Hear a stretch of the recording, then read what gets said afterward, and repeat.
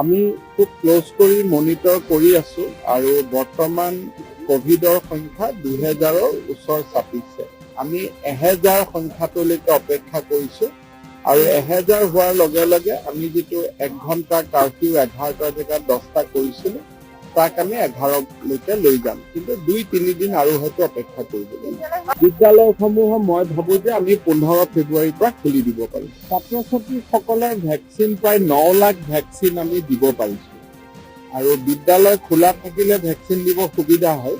তথাপিতো আমাৰ যেটো গোটেই পৰিকল্পনা যে প্ৰথম আৰু দ্বিতীয় পালি ভেকচিন আমি ফেব্ৰুৱাৰী 28ৰ আগত শেষ কৰিম, সেই দিশতে আমি গৈ আছো বৰ্তমান। আৰু বৰ্তমান কোভিডৰ সংখ্যা 2000ৰ ওচৰ চাপিছে।